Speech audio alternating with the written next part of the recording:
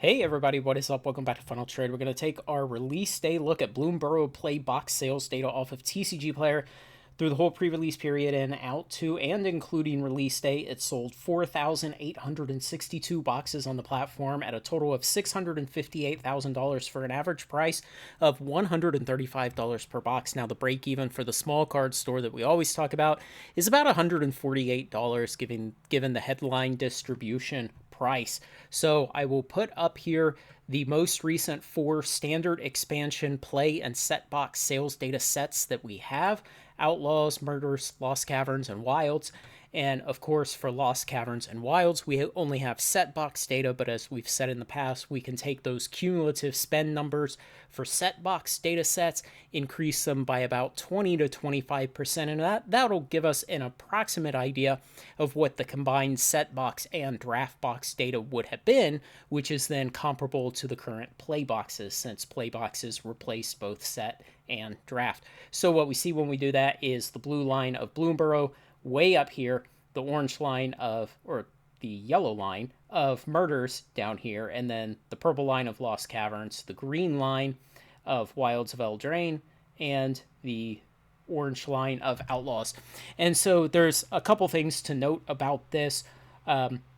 Obviously, if you remove this jump up from, again, yet another giant dump sale on TCG Player in pre-release, if you remove that, it's only about $255,000 worth of product that they sold in there. So even if you subtract that entire jump up out of there, you assume 100% of it was inorganic, that it's all money that would have been spent on other things if not for the dump sale, and you bring this whole top piece of the line down and connect it to the bit of blue here, then it would have been $403,000 cumulative for Bloomburrow Playbox pre-sales.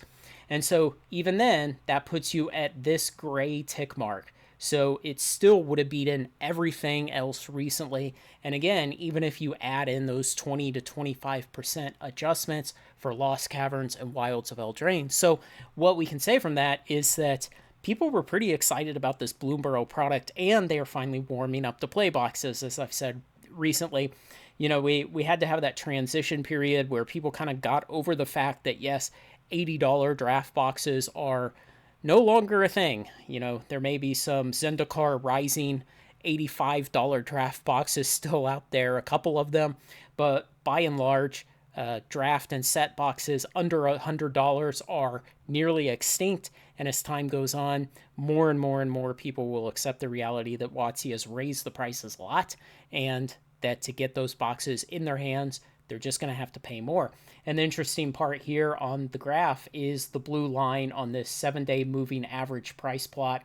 You can see that it hit on release day at about $142, and you can see at the cheapest it was only about $136 for the 7-day moving average price. So people really are accepting the new prices finally and realizing they're going to have to pay more to get these boxes.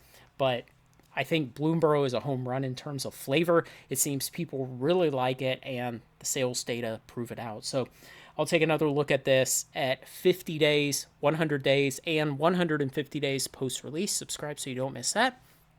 Thanks to everyone who makes this content possible, especially my very generous supporters on Patreon. Like, comment, share, and subscribe, and join me on Final Trade.